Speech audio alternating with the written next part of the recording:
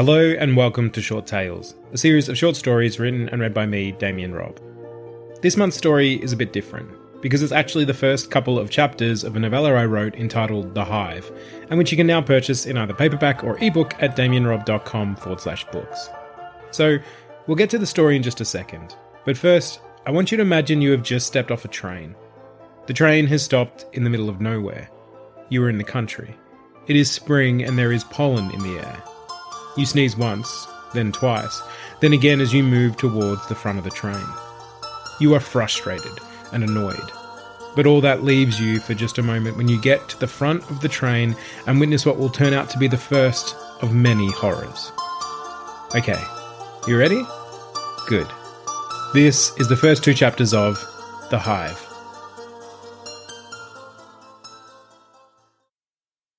Chapter 1.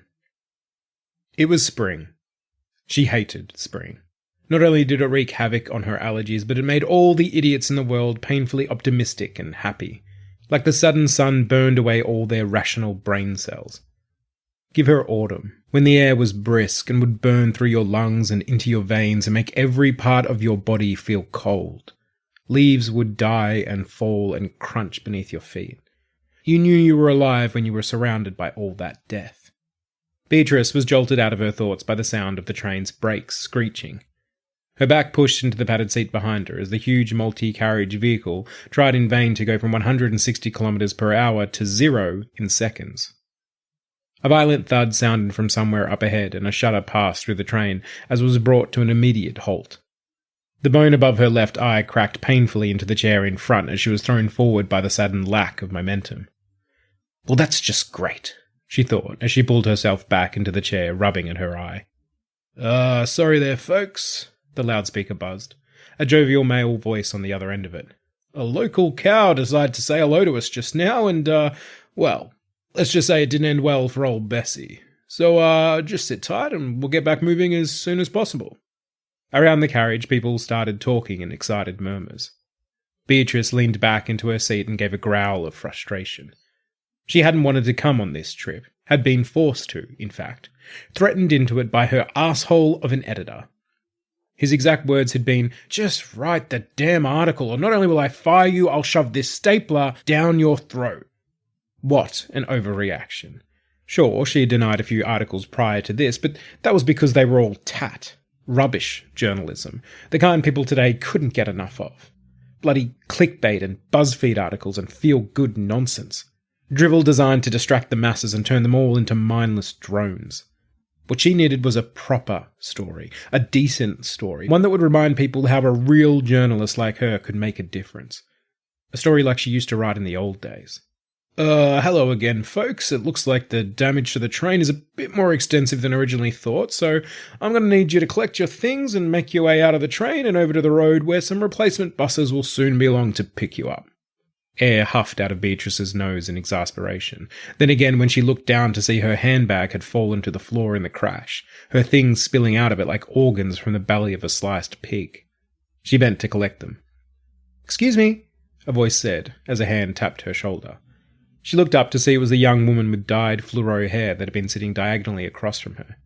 The girl had been listening to her headphones the entire trip, staring into her smartphone like some zoned-out zombie. Beatrice huffed again. Couldn't the girl see she was in the middle of something? "What?" Beatrice snapped. The girl flinched back. You dropped this?" she said, handing Beatrice her smartphone. "Oh," Beatrice replied, snatching the phone out of her hand. The girl looked at her for a beat, waiting for something, then shook her head and turned away, hissing out, "Bitch," under her breath with a dry laugh. "What?" Beatrice questioned. "Nothing," the girl said, giving her an overly enthusiastic smile. Beatrice glowered in return, but the girl just kept smiling as she picked up her backpack and left the train. Beatrice looked at the phone in her hand. She clicked the button on the side and the screen lit up. No notifications. No missed calls or messages from Patrick. She rubbed at her eye again, then returned the phone to her handbag along with the rest of her things, took her suitcase from the shelf above and made her way off the train. Sneezes started ripping out of her as she joined the progression of passengers through the paddock towards the road. Fucking spring, she thought. She'd found her desire to swear had only increased as she got older. Sun burned her eyes as she moved past the train's anterior and out of its shadow. She raised a hand and blinked as her vision adjusted to the flood of light. As her sight restored, she realized she was facing the splattered remains of the cow. The lower half of the animal, including a large section of its internal organs, had been forced into the workings of the train, smeared upwards by the heavy vehicle's final movement. Only a bony back and a lolling head remained intact, jutting out from under the wheels, vacant eyes meeting her own. The cow didn't look like it had been healthy even before it lost the fight with a 120-ton locomotive. Bones were clearly visible through the skin of its back, and the face was sallow and emaciated. Insects were already making their way across the corpse. One fly scudded over the dead animal's wet eye, stopping only to rub its front legs together like a comic book supervillain hatching a plan.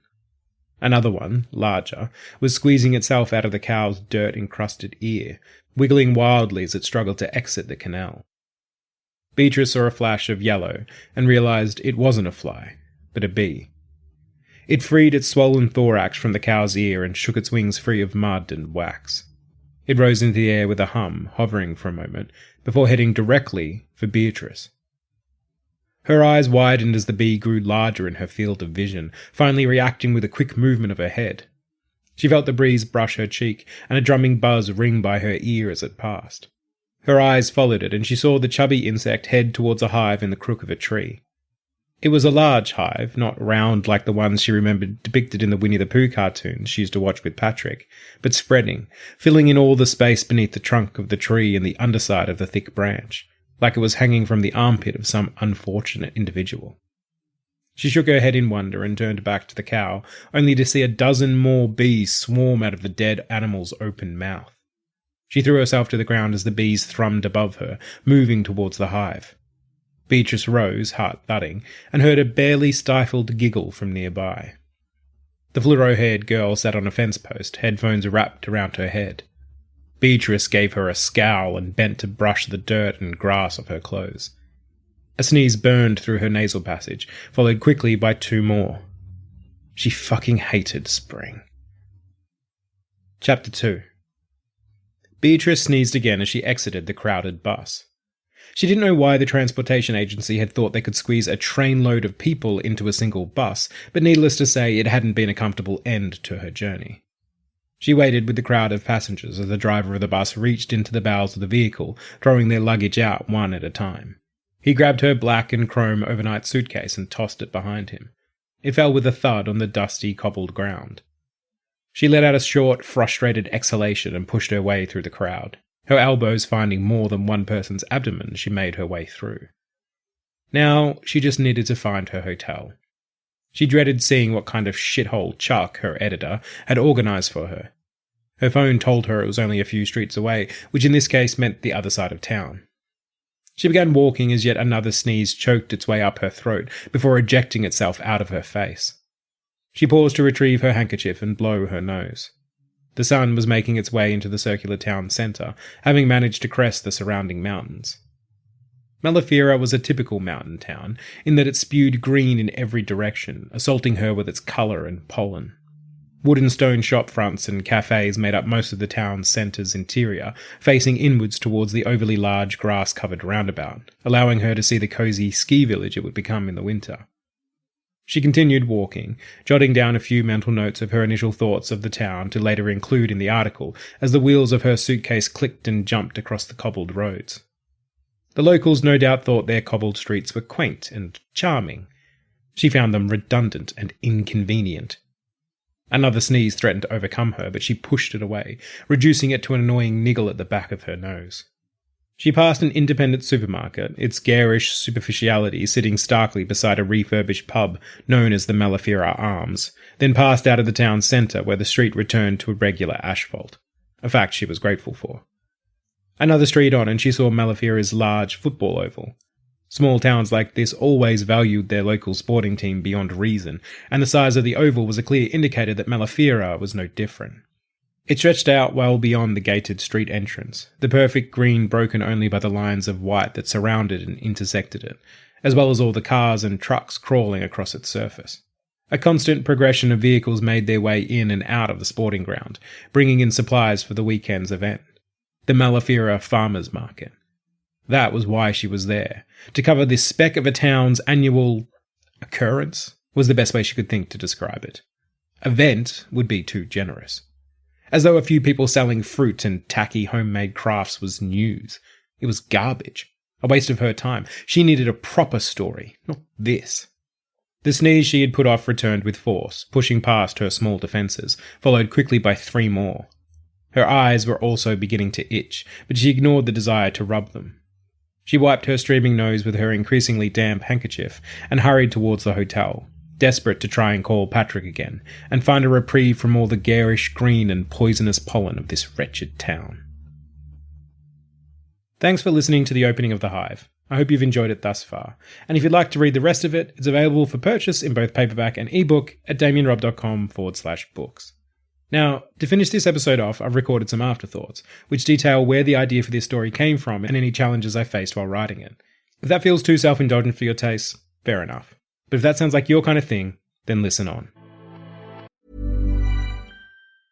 Confidence starts with loving who you are. And when your skin feels nourished and glows on the outside, you naturally radiate confidence from the inside. Give your skin a glow up with Osea's clinically proven Mega Moisture Duo. This ultra-hydrating body care features 2 of Osea's best sellers, Undaria Algae Body Oil and Undaria Collagen Body Lotion. These seaweed-powered heroes use skincare-level ingredients normally reserved for your face for results you can see and confidence you can feel. Osea has been making clean, clinically proven seaweed-infused face and body care products for over 28 years. This luxurious skincare is vegan, cruelty-free, and climate-neutral certified, so you never have to choose between your values and your best skin. Glow from the inside out. Get 10% off your first order with code GLOW at OseaMalibu.com. That's OSEA Malibu.com, code GLOW.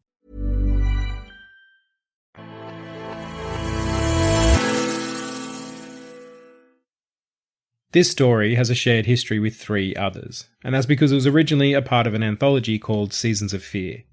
The anthology came about thanks to a podcast I was on with a number of my friends called Movie Maintenance. It was hosted at the time by 4 of us, Sean, Tom, Gabe, and myself, and it was Sean that came up with the idea for Seasons of Fear, which was that the 4 of us each write a horror novella, each set in a different season, and then release it as an anthology. Sean took winter, Tom autumn, Gabe summer, and I had spring. I'd written one other novella at this point, The Case of Henry and the Hamster, a mystery story, also available for purchase from damianrobb.com/books if you're so inclined, but had never written horror. Horror scared me, especially in movie form. In book form, I was able to bear it a bit better and was even tantalized by it, intrigued, and had slowly started branching out from reading fantasy and sci-fi into horror. And so when Sean proposed this opportunity, I happily said yes, a bit nervous, but keen for the challenge. Of course, I now host a horror movie podcast, but given that podcast is about 3 cowardly friends discussing horror movies, things really haven't changed that much. Also, the cowardly friends I hosted with are Sean and Tom, 2 of the 3 co-authors from Seasons of Fear. Clearly, our curiosity was always going to override our cowardliness. So, I obviously had a starting point for this story, and anyone who's listened to this podcast before knows how much I love a story prompt. And here was a doozy. Write a horror novella tied in some meaningful way to the season of spring. Spring. A season of rebirth, of plants and trees and birds and bees and life reawakening from the winter. It seemed to me to be nature's favourite season, and so setting it in the countryside seemed obvious. Not too long before this, my then girlfriend, now wife, Holly and I had visited Bright, an alpine town here in the state I live in, Victoria. It's a beautiful place, lush and full of life, but also small and somewhat secluded. So, I renamed it Malafira, made a few small changes, and set my story there. As for the horror side, I liked the idea of it coming from this green, naturey rebirth. It seemed at odds to what I knew of horror at the time, which was dark and deadly. And so, and without giving too much away, I thought about how cults so regularly sold the idea of rebirth and how they'd often set up in small and secluded places. And so that entered the mix. As did bees, as I'm sure it'll surprise none of you to learn. And here was where I hit up against what I so often do when starting a story. I had an idea, but no real story yet, no character to drive it, no idea what was actually going to happen. I made a few false starts, almost always about an outsider coming to the town, but it wasn't until I made that outsider grouchy and unhappy about being there that I started to find the juice I was looking for. Still, there were more false starts. Originally, I had this character as a man, but he annoyed me. He was privileged and entitled, which Beatrice is too, but with her I had a better sense of where it came from, what she was about. I found I empathised with her more and found her bitterness enjoyable to write about. Things picked up after that. The story started to take shape. There were still missteps as I tried to figure out what should happen next and who else should fill out the town, but a lot of that got cleared out through the writing, through the doing of it, and through the blessing of a deadline, meaning I had to make decisions and I had to keep writing, which is all it really takes to finish the story. The book came out. It looked fantastic thanks to the efforts of two talented artists, Molly McPhee and Ash Tardy. We had a launch and sold some books, and sold more at some live shows for the podcast. It was a ride, and my first real foray into any kind of publishing. That fact, paired with having gone on this journey with my friends, means this story will always hold a special space for me, even when it dips into some true horrors. You can no longer buy Seasons of Fear, but these stories live on. Gabe extended his, originally called Sunburnt Country, and it became his first novel, The Hunted, one of now many that he's written. Sean, similar to myself, has self-published his. It's called The Pyramid, and is a tight, terrifying story I recommend you get your hands on, and which I've added a link to in the show notes. Tom's story, entitled Till the Tide Takes Us All, a twisty, atmospheric story that gets under your skin, isn't currently available. But send him a message, and maybe he'll share it with you. And mine, as you already know, is called The Hive, and which is now available in paperback or ebook from damianrobb.com/books.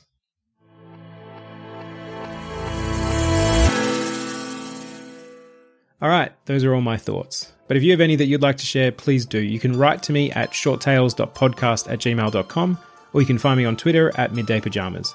Also, while this podcast will always be free, if you'd like to throw a few extra dollars my way, you can do so by visiting ko-fi.com/Damian Robb, or you can find all the appropriate links in the episode show notes. Until next time, this has been Short Tales, and I've been Damian Robb.